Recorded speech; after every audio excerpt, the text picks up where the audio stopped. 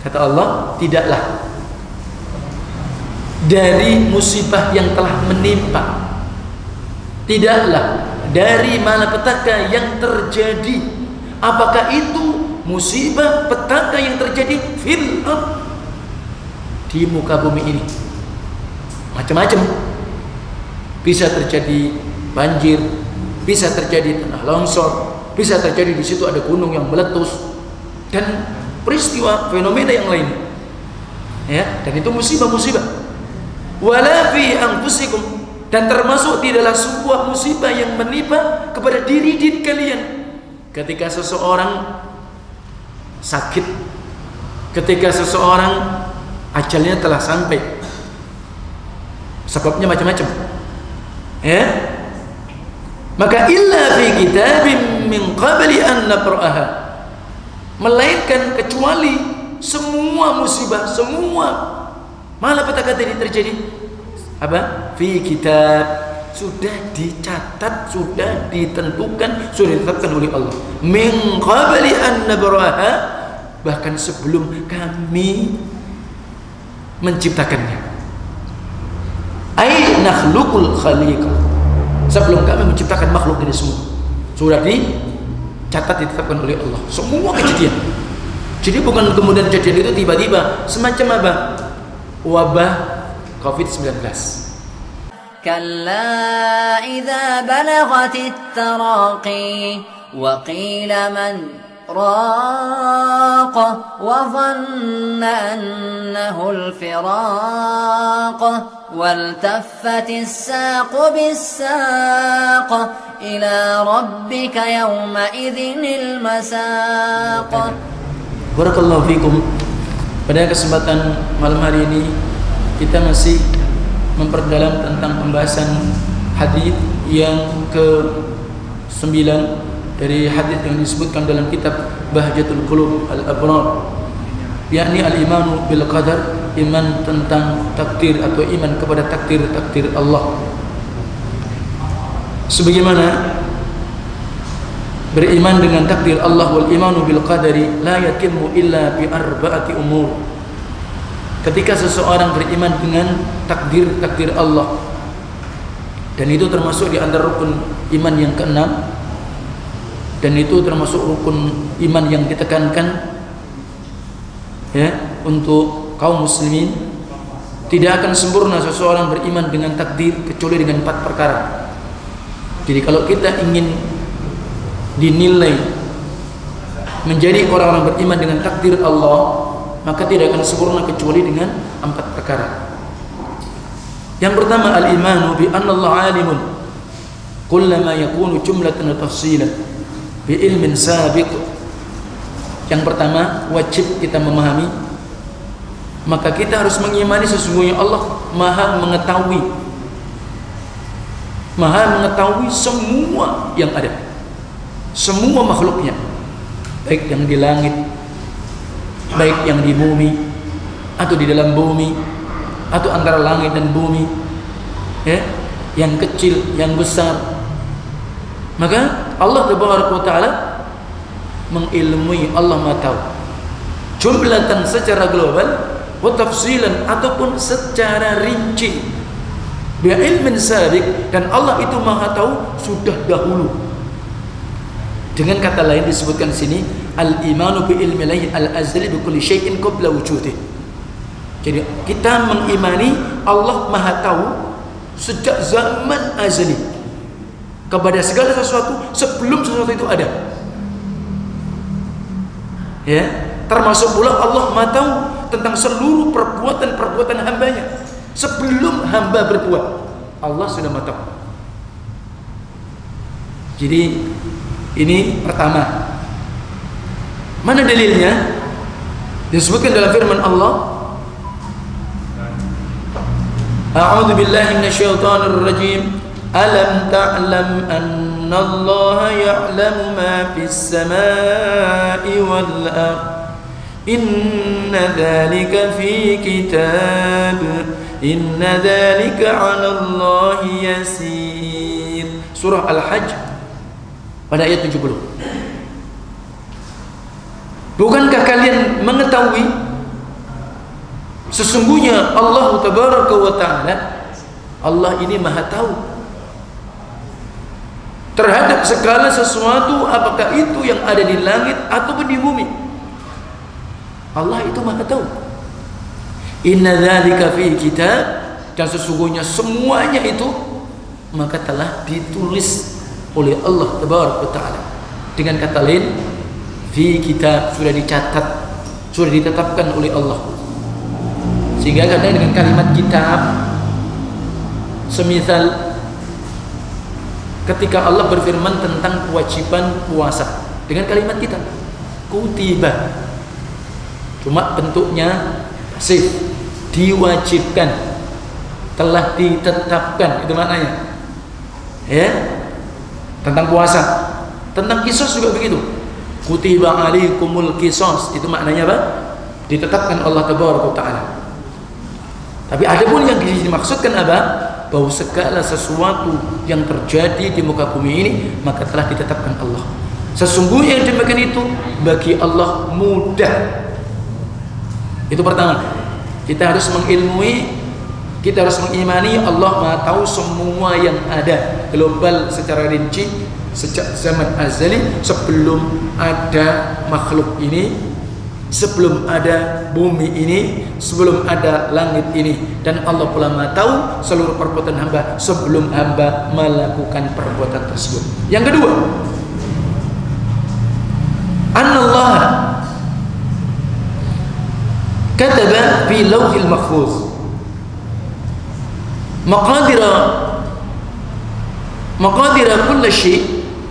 maqadira kulli syai'in di qauli ta'ala.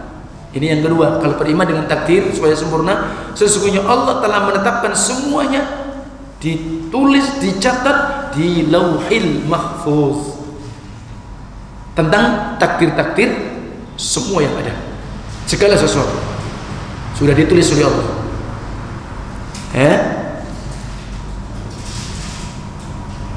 Kemudian mana di antara penyebutan dalil bahwa Allah Tabaraka wa Ta'ala telah menetapkan atau Allah telah mencatat bahwa itu di lauhil mahfuz, sebagaimana tadi ayat yang di atas, fi kita, ya, juga di dalam surah Al-Hadid ayat 22, surah Al-Hadid ayat 22, bahwa Allah telah menetapkan, Allah telah mencatat, ya, di lauhil mahfuz seluruh takdir-takdir yang berlaku untuk seluruh makhluknya. Allah berfirman, ma asaba min musibatin fil ardi wala fi anfusikum illa fi kitabin min qabli an nabra'aha. Kata Allah, tidaklah dari musibah yang telah menimpa, tidaklah dari malapetaka yang terjadi, apakah itu musibah petaka yang terjadi fil ard, di muka bumi ini, macam-macam. Bisa terjadi banjir, bisa terjadi tanah longsor, bisa terjadi di situ ada gunung yang meletus, dan peristiwa fenomena yang lain, ya, dan itu musibah-musibah. Wala fi anfusikum, dan termasuk tidaklah sebuah musibah yang menimpa kepada diri kalian. Ketika seseorang sakit, ketika seseorang ajalnya telah sampai, sebabnya macam-macam, ya, maka illa fi kitabim min qabli an nabra'aha, melainkan kecuali semua musibah, semua malapetaka tadi terjadi apa? Fi kitab, sudah dicatat, sudah ditentukan, sudah ditetapkan oleh Allah. Min qabli an nabra'aha, bahkan sebelum kami menciptakannya. Ai nakhluqul khaliqa, sebelum kami menciptakan makhluk ini semua sudah dicatat, ditetapkan oleh Allah semua kejadian. Jadi bukan kemudian kejadian itu tiba-tiba, semacam apa? Wabah COVID-19, boomingnya mungkin baru tahun-tahun, bahkan kalau kita tahun 2020, Yang diistilahkan memang awalnya 2019. Tapi ini sudah semua ditetapkan oleh Allah. Sudah semua ditetapkan oleh Allah. Atau mungkin akan terjadi penyakit apa lagi? Sudah ditetapkan oleh Allah Taala. Nah, bahkan hadis yang diriwayatkan Imam Muslim dari hadis Abdullah ibnu Amr ibnu al-As radhiyallahu anhuma, Imam Muslim dalam Sahihnya nomor hadis 2653, di mana Rasul bersabda, "Innallaha qaddara maqadiral khalqi qabla an yakhluqa as-samawati wal ard bi 50,000 sanah." Sesungguhnya Allah tatkala menakdirkan, menentukan, menetapkan takdir-takdir yang berlaku untuk makhluknya, untuk semuanya. Allah Al-Khaliq, adapun kita makhluk. Maka kita ini telah ditakdirkan, ditetapkan oleh Allah. Kapan Allah tetapkan takdir-takdir yang berlaku kepada makhluknya? Qabla an yakhluqas samawati wal ard. Ternyata Allah telah tetapkan sebelum Allah menciptakan langit dan bumi dalam jangka waktu bi 50,000 sanah, 50.000 tahun. 50.000 Pak, bukan 50 tahun, 50.000 tahun. Jadi ditetapkan ini terjadi, ini terjadi, itu sudah ditetapkan oleh Allah. Iya.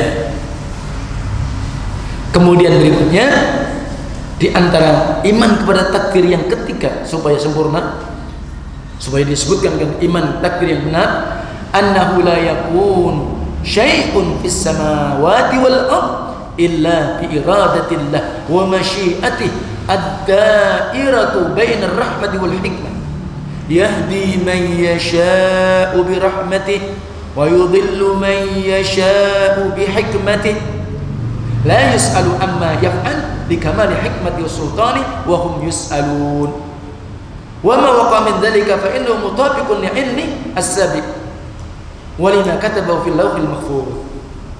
Yang ketiga, sesungguhnya tidaklah segala sesuatu yang ada di langit dan di bumi, segala sesuatu penciptaan Allah, menciptakan makhluk. Ada iblis dari bangsa Jin aslinya, tapi yang membangkang, aba wastakbar wa kana minal kafirin, tapi aslinya dari bangsa Jin. Allah ciptakan malaikat, walaupun ada malaikat yang Allah sengaja ciptakan yang itu menjadi fitnah tentang ilmu sihir, Harut wa Marut. Allah ciptakan siapa? Adam, akhirnya menjadi Bani Adam. Juga ada yang mereka, Masya Allah, para nabi rasul dari kalangan Adam. Tidak ada dari bangsa jin, rasul tidak ada. Dari malaikat juga tidak ada. Ini keutamaan dan kelebihan. Maka itu semua dan sebagian fenomena yang ada, Allah ciptakan macam-macam. Hewan yang macam-macam, bahkan Allah pun tidak malu ketika Allah membuat sebuah permisalan tentang seekor nyamuk, bahkan mungkin lebih kecil. Makanya disebutkan, innallaha la yastahi an yadriba mathalan ma ba'udatan fama fawqaha. Sesungguhnya Allah tidak akan pernah malu ketika Allah membuat sebuah permisalan, percontohan,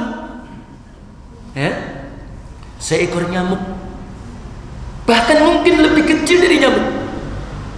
Nah, sekarang itu semua dengan kehendak Allah, semua dengan masya Allah. Tentu itu ada hikmahnya.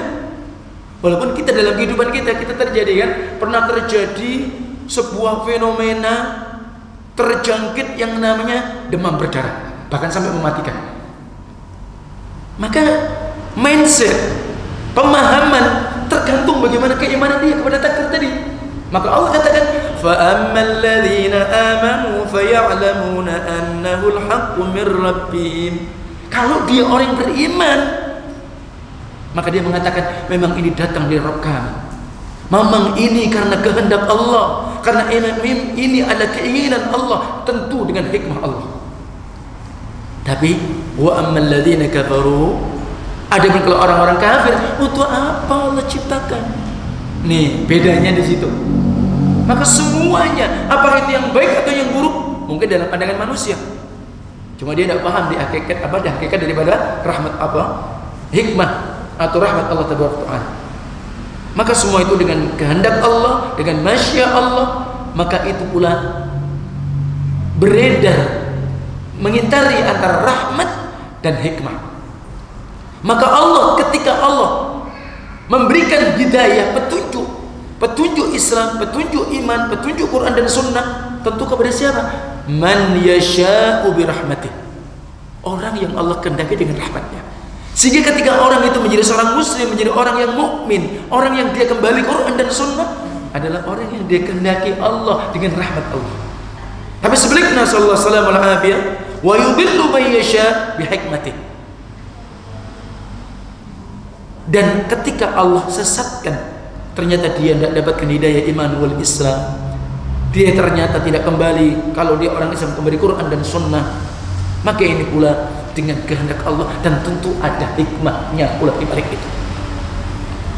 Demikian pula tadi ketika Allah menciptakan nyamuk, ada nyamuk yang menjadi sebab DB, demam berdarah. Demikian pula ketika Allah menciptakan bangsa jin, ternyata ada iblis. Jangan dikatakan semua jin iblis loh, enggak. Karena bangsa jin dan manusia hakikatnya sama, disebut makhluk ats-tsaqalain. Wa ma khalaqtul jinna wal insa illa liya'budun. Sehingga bangsa jin ada pula yang muslim, ada pula yang mukmin, sebagaimana manusia. Mereka nanti bangsa jin juga bisa masuk surga sama layaknya manusia. Ada pun yang membangkang, ada pun mereka itu yang bermaksiat kepada Allah, itulah namanya syaitan. Syaitan itu dari kalimat memang syaitana, karena sebab dia makhluk Allah yang memang durhaka kepada Allah. Bisa dari manusia ataupun dari bangsa jin. Semoga Allah selamatkan kita dari sifat-sifat syaitan. Nah, jadi seperti itu. Allah tidak akan ditanya seluruh apa yang Allah perbuat. Kenapa? Karena kesempurnaan hikmah, karena kesempurnaan kekuasaan Allah. Adapun kita ini akan ditanya oleh Allah. Jadi kalau Allah nggak akan ditanya, Allah mau menciptakan apapun, Allah membuat apapun, tidak akan pernah ditanya. Tapi kita melakukan, oh kalau ini amalan kebaikan, oh ini adalah amal kejahatan, oh ini amalan pelanggaran, pasti kita akan ditanya di hadapan Allah Tabaraka wa Ta'ala. Bahkan seluruh nikmat yang Allah berikan kepada kita akan ditanya. Tsumma latus'alunna yawma idzin 'anin na'im.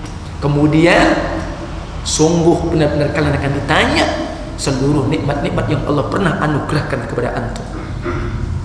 Ditanya kita, Allah dan Allah? Enggak. Nah, wa ma waqa'a min dzalika fa innahu mutabiqun li ilmihi as-salik. Tentu segala sesuatu atau sesuatu yang terjadi, maka tentunya itu sesuai dengan ilmu Allah yang dahulu, bukan terjadi tiba-tiba.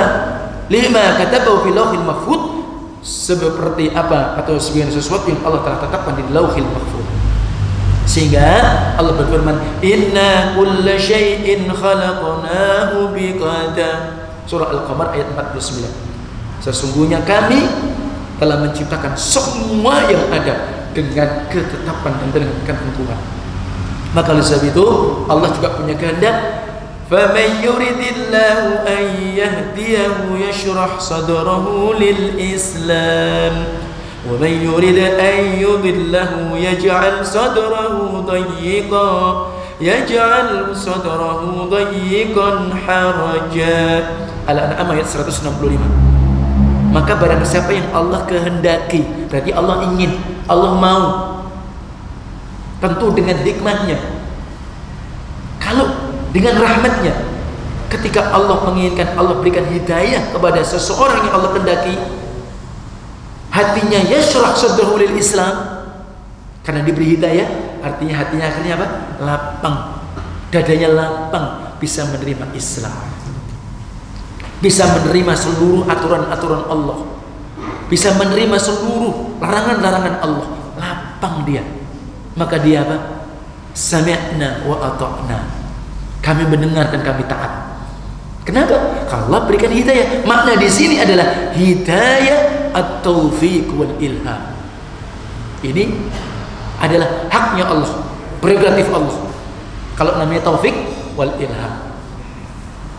Karena belum tentu di antara umat Islam maka dia kemudian lapang dengan hadis Quran, dia lapang dengan sunnah, lapang dengan perintah Allah yang ada dalam Quran dan sunnah. Kemudian dia juga menerima, oh itu larangan dalam Quran dan sunnah. Tidak semua. Nah, tapi sebaliknya barang siapa yang Allah kehendaki dia tersesat, tentu dengan kehendak Allah. Dan Allah ketika menjadikan manusia ini, ada yang mukmin, ada yang kafir, ada yang munafik, ya enggak? Ini semua dengan kehendak Allah. Tentunya juga ada hikmah. Ya. Dan demikian itu pula kita juga nggak bisa kita memponis kalau orang sudah kafir terus. Tidak. Dan itu semua dengan takdir Allah. Ada ketika dia berumur sekian, ternyata Allah memang takdirkan dia masuk Islam. Sebabnya macam-macam. Ini dengan takdir Allah Tabaraka wa Ta'ala. Sehingga kita ketika memahami ayat terhadap ayat yang Allah sebutkan kepada orang-orang kafir, khatamallahu ala qulubihim wa ala sam'ihim wa ala absarihim ghishawah wa lahum 'adzabun 'adzim. Allah telah mengunci mati. Allah telah menutup ya atas hati-hati mereka. Demikian pula pendengaran mereka. Juga kemudian penglihatan mereka ada dinding, ada pembatas, dan mereka tidak akan kembali. Dan bagi mereka adalah azab yang pedih. Maka tentu ini orang kafir yang memang mereka tidak mau belajar tentang bagaimana Islam. Ya, jadi kita jangan doakan, tidak apa-apa. Rasul kan juga mendoakan pada orang-orang yang ketika waktu Rasul awal beliau berdakwah sudah dizalimi. Bukankah demikian? Ketika Rasulullah dizalimi, dilempari batu oleh ahli Taif, apa Rasulullah melaknati mereka? Enggak. Dan ini Nabi rahmat. Allahumma hdi qaumi fa innahum la ya'lamun. Ya Allah, berikan hidayah mereka karena memang mereka belum tahu. Ketika Tufail Ad-Dausi juga datang kepada Nabi, ketika suku Daus juga banyak yang membangkang, Rasul juga enggak melaknati. Bahkan Rasul berdoa, Allahumma hdi Dausan wa'ti bihim. Allahumma hdi Dausan wa'ti bihim. Ya Allah, berikan hidayah kepada suku Daus, datangkan mereka kepadaku. Banyak mereka masuk Islam. Termasuk siapa? Sahabat. Di antara sahabat ada dari sekalian suku Daus yang memang mereka masuk Islam karena doa Rasulullah SAW dan karena ketabahan, kesabaran Rasulullah SAW dan ketulusan Nabi tatkala mengajak kepada umat ini. Yang keempat, di sini disebutkan fa'al wuqu'il hidayah wa dhalal fi iradatil. Artinya menetapkan terjadinya orang mendapat petunjuk atau orang tersesat itu dengan kehendak Allah Tabaraka wa Ta'ala. Adapun tadi ada penyebutan Lauhil Mahfuz. Lauh al-Mahfuz ini apa sebenarnya? Lauh itu memang sudah pernah saya jelaskan, itu untuk mencatat. Lauh itu untuk mencatat. Ada makna mahfuz, artinya yang dipelihara, yang dijaga dari penambahan, pengurangan, ya, dari seluruh makhluknya, baik malaikat pun.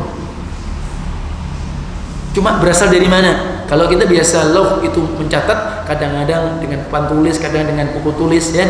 Tapi di sini tidak dirinci apakah mereka itu, apakah lauhil mahfuz terbuat dari min hadid, dari besi, atau minal khasyad, apakah kemudian dari kayu, maka itu tidak disebutkan secara rinci. Tapi wajib kita mengimani tentang lauhil mahfuz.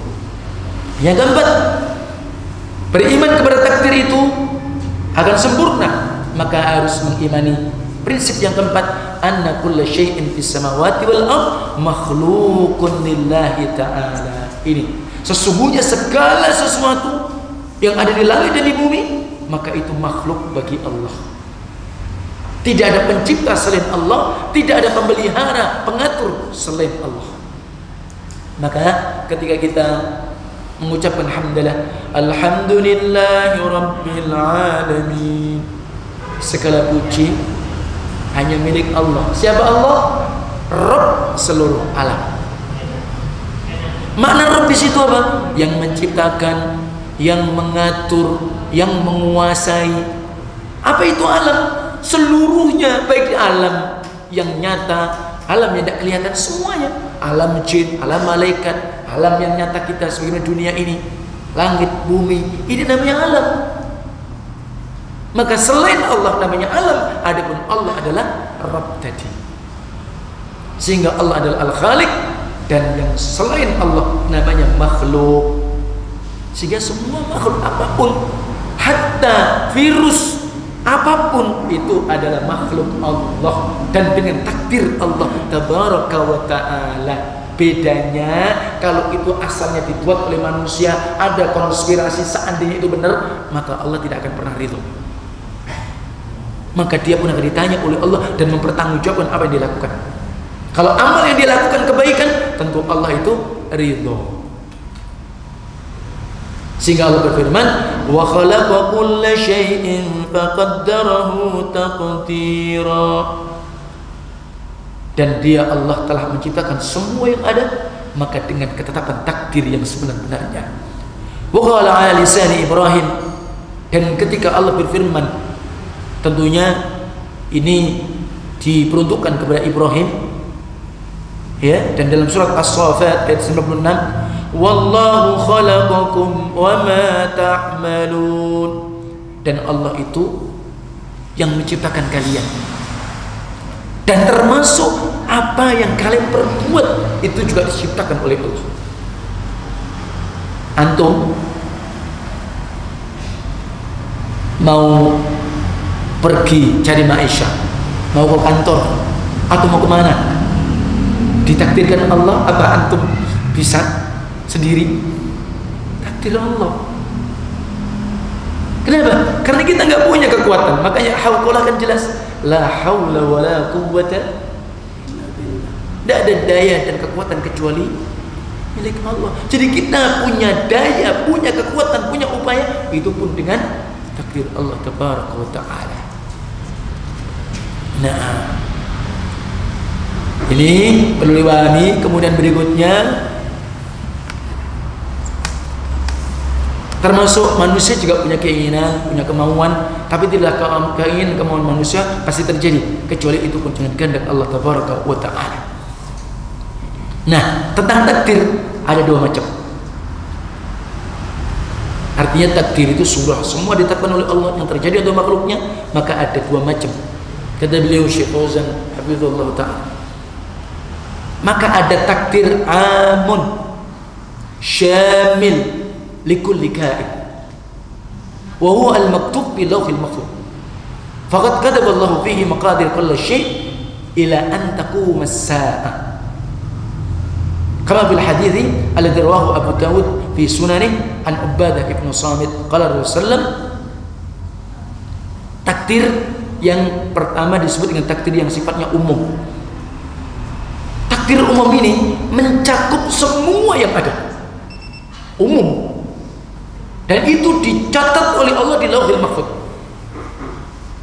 Maka Allah telah menetapkan, mencatat takdir semuanya sampai terjadi hari kiamat. Semua sudah ditakdirkan Allah, umum semua.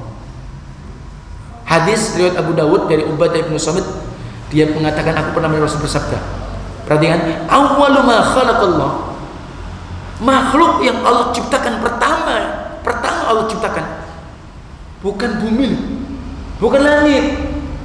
Apa itu? Al-qalam, pena. Itu pertama yang Allah ciptakan. Qala lahu, ketika Allah telah menciptakan pena, maka Allah berkata kepada pena, uktub, tulis. Nah, makanya antum ketika baca surat Ar-Rahman kan ada Ar-Rahman 'allamal Qur'an khalaqal insan, terus. Ini dalam surat Al-Qalam juga ada kan?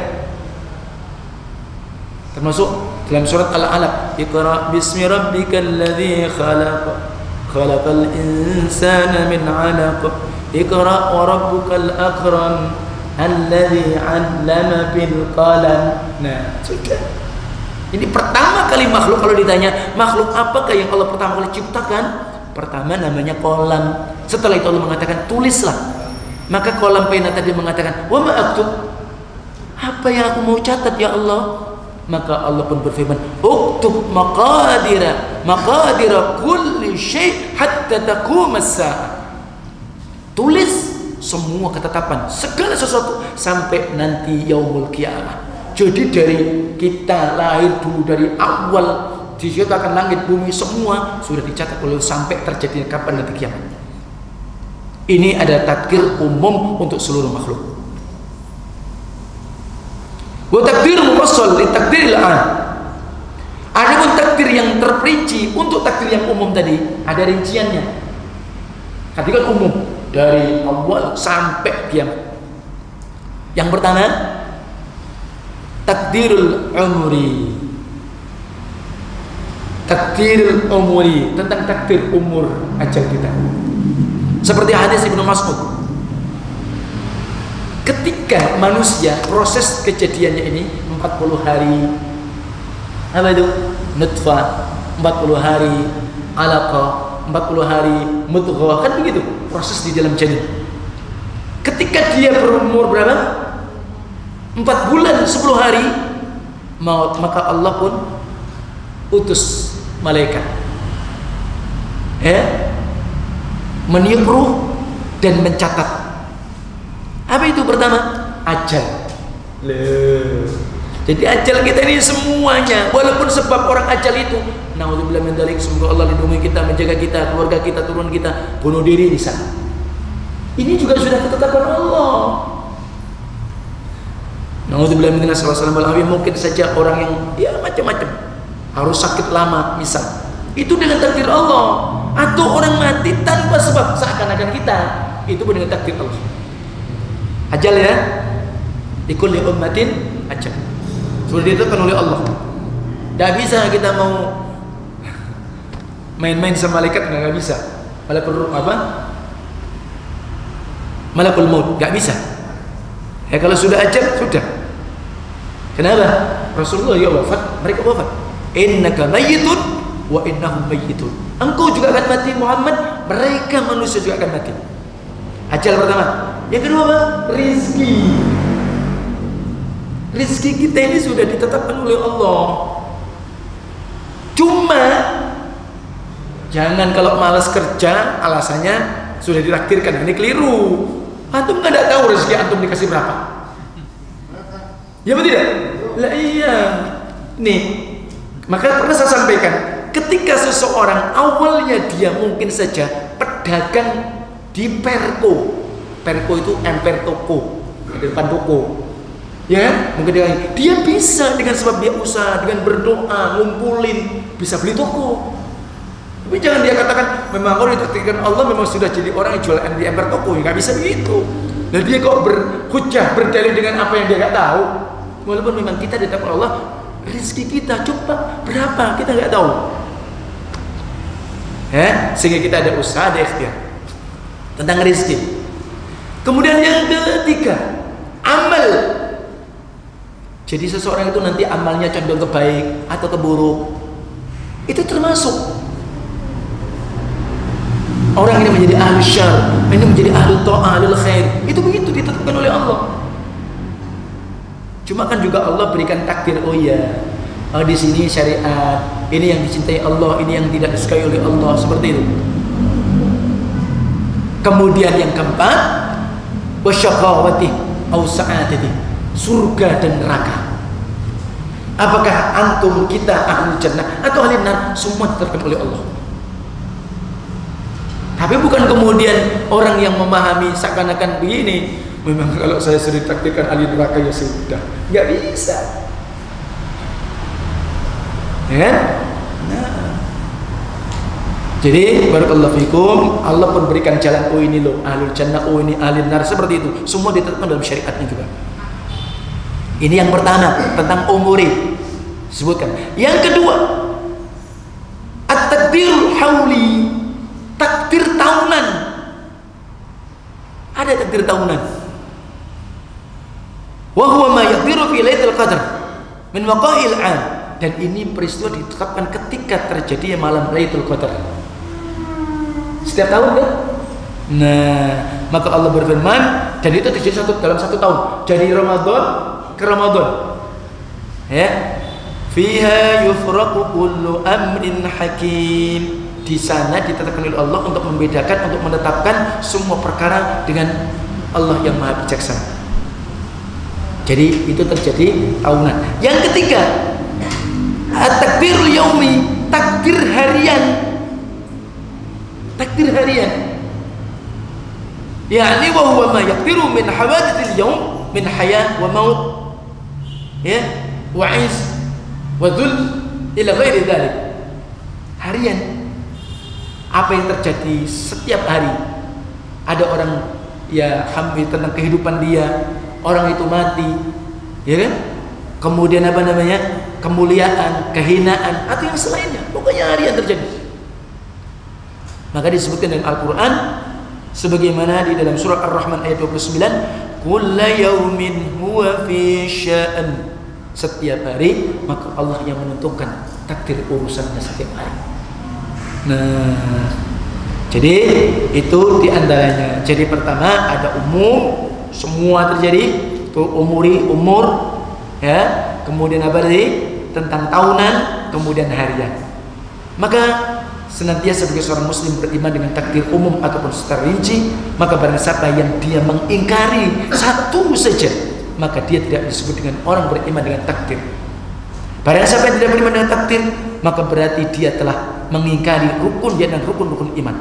Sebagaimana apa yang dilakukan oleh Qadariyah, aliran sesat yang mengingkari tentang takdir. Artinya apa? Manusia ini pokoknya terjadi baru, dia bisa menentukan nasibnya, baik buruknya adalah dia. Tidak percaya dengan takdir Allah ini, maka ini tidak tepat dan tidak benar. Nah, ini hadirin yang mulia, barakallahu fikum. Dan insyaallah saya jawab tentang pertanyaan dulu.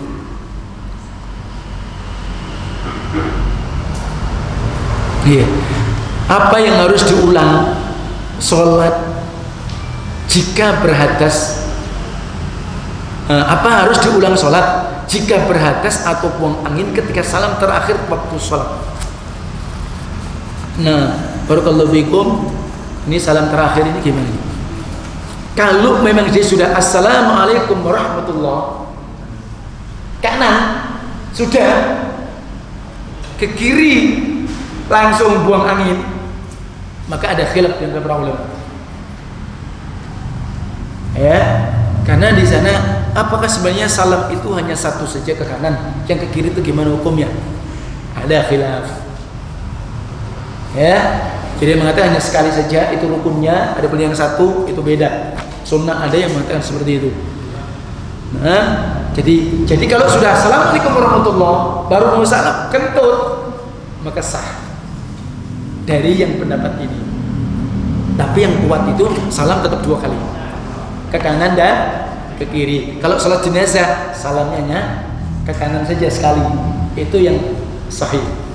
Ada 2 kali boleh pun enggak? Ya boleh, cuma yang afdal tetap kanan. Makanya kalau antum lihat di Saudi, Masjidil Haram, Masjid Nabawi, salamnya sekali Pak.